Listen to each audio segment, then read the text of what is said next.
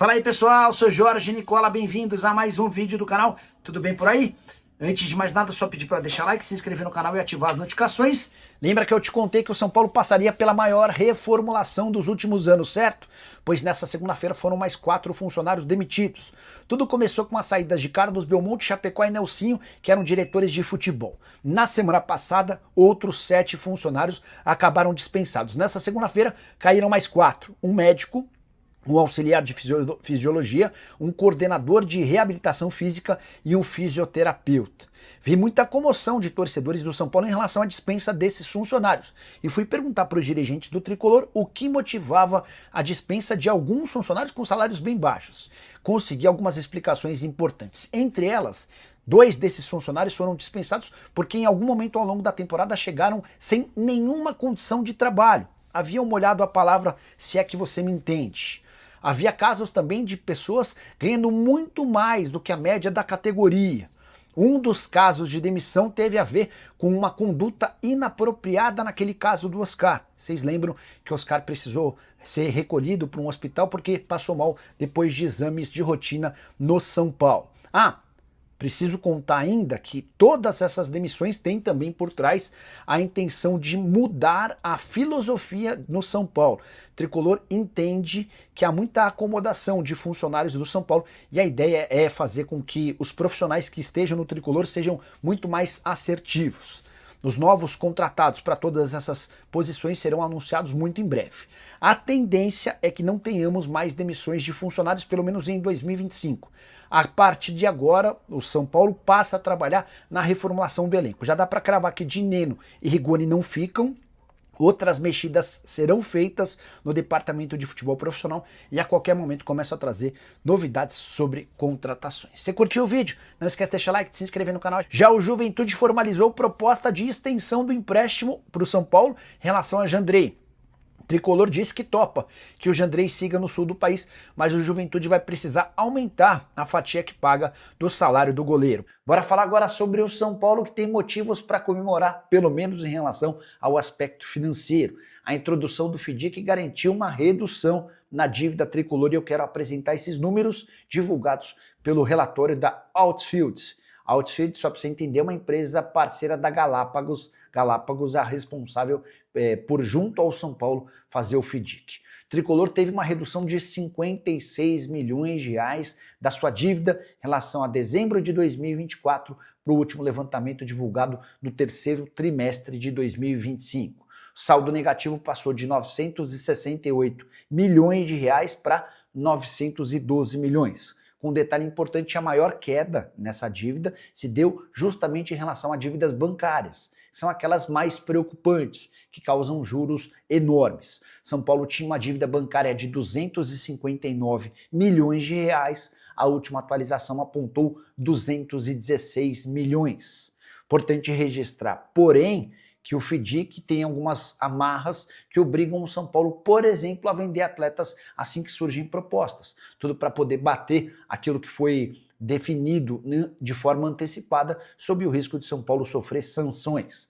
Qual o tamanho da reformulação que o São Paulo passará em 2026? Essa pergunta foi feita a Hernan Crespo, que deixou bem clara a vontade de mexidas impactantes. O questionamento foi feito depois de o São Paulo perder para o Vitória por 1-0 em Salvador, resultado que ainda manteve o São Paulo na 8ª colocação do Campeonato Brasileiro. O Tricolor estará na pré-Libertadores da América se Fluminense e o Cruzeiro vencerem a Copa do Brasil.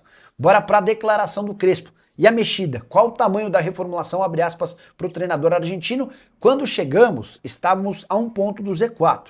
E acabar em 8º é positivo, mas não estou feliz, porque o São Paulo pode fazer muito mais. Mas de qualquer forma a meta foi alcançada. Sobre a reformulação precisa ser grande.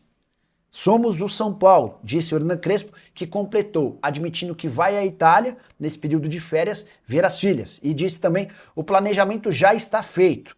Todo mundo sabe o que a gente pretende, as características e onde temos que melhorar. A ideia é ser mais competitivo. São Paulo deve passar por reformulação dentro e fora dos campos. As demissões de funcionários do CT já começaram. Contei para vocês que muitos serão dispensados por falta de qualidade. Em relação a atletas, o Tricolor vai buscar contratações e a partir dessa semana, nomes devem começar a aparecer. Hora de te atualizar sobre o São Paulo com boa notícia. O Tricolor venceu na justiça uma ação milionária movida por um ex-olheiro do clube. O Orlando Gonçalves cobrava 5 milhões e 600 mil reais do São Paulo pela transferência de Gabriel Sara do Norwich para o Galatasaray. Eu vou te explicar essa história. O Orlando Gonçalves foi o responsável por descobrir o Gabriel Sara. E quando ele leva o Sara para o São Paulo, ficou colocado no contrato, constou no contrato, que ele teria direito a 5% da próxima venda. E isso aconteceu. São Paulo gastou cerca de 4 milhões e 600 mil reais quando o Sara foi vendido pelo Tricolor para o Norwich da Inglaterra. Pois bem, o Orlando Gonçalves foi à justiça requerendo que o São Paulo pagasse mais 5% da transferência do Sara do Norwich para o Galatasaray, onde ele joga atualmente. O negócio foi fechado em 113 milhões de reais, ou seja, a pedida era de 5 milhões e 600 mil reais. Mas a juíza que cuidou do caso no Tribunal de Justiça de São Paulo rejeitou o pedido e entendeu que a ação beira a má-fé, até porque o acordo entre o São Paulo e o Orlando Gonçalves valia apenas para a primeira negociação, quando o São Paulo ainda era dono dos direitos econômicos do atleta. Quando o São Paulo vende o jogador por Norwich, São Paulo deixa de ter os direitos econômicos do jogador. Qualquer cobrança a partir dali para a juíza que cuidou do caso era um enorme absurdo. E já dá para cravar mais um jogador que não fica no São Paulo para 2026. Depois de falar sobre Dineno, queria acrescentar o nome de Luiz Gustavo, volante de 38 anos de idade que já viveu bons momentos com a camisa do Tricolor. Ele não terá seu vínculo prorrogado por opção da diretoria. Importante contar que o Luiz Gustavo decidiu seguir jogando. Ele até cogitou a aposentadoria em dezembro desse ano. Essa ideia foi descartada.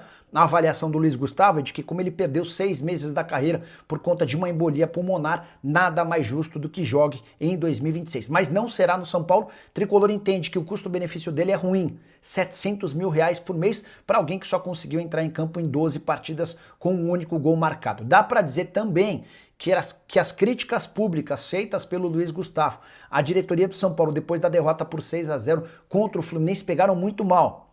A avaliação dos dirigentes é de que o Luiz Gustavo deveria primeiro ter colocado a culpa nos próprios atletas, que cometeram ou proporcionaram um dos maiores vexames da história recente do São Paulo. Dá para completar dizendo que o Rigoni também não deve ficar no elenco tricolor para a próxima temporada. A ideia do São Paulo é enxugar seu elenco e rejuvenescer esse grupo, até porque foram muitas as lesões de atletas veteranos ao longo da temporada. Descobri quanto o São Paulo imagina faturar na temporada de 2025 e já dá para cravar que será um ano de recorde de arrecadação.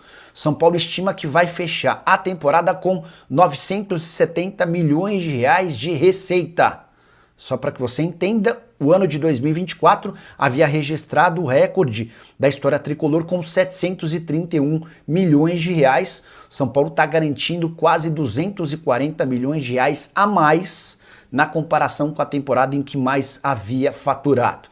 Esses 970 milhões foram muito impulsionados pela venda de atletas. O Tricolor deve fechar com mais de 300 milhões de reais de arrecadação com transferências de jogadores. Foram vários os atletas jovens formados em Cotia, negociados em definitivo. Preciso contar também que, além desse recorde de receita, São Paulo tem outras duas boas notícias. Ele deve fechar o ano com um superávit, algo meio inédito na história recente do clube. No ano passado, por exemplo, São Paulo havia tido um prejuízo de 287 milhões. Além do superávit, o São Paulo também projeta uma redução importante da dívida. Tricolor que havia iniciado 2025 com mais de 950 milhões de reais de dívida.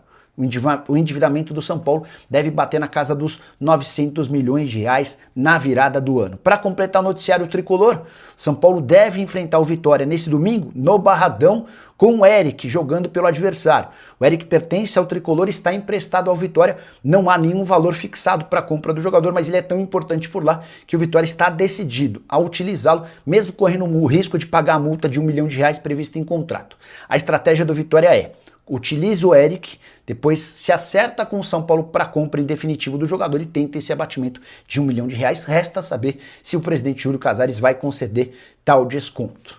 Fala pessoal, estamos aí com atualizações importantes do São Paulo. Se inscreva e ative o sininho para receber mais atualizações do Tricolor. Deixe seu like, que é muito importante para o crescimento do canal. Utilize o espaço aqui embaixo para registrar sua opinião.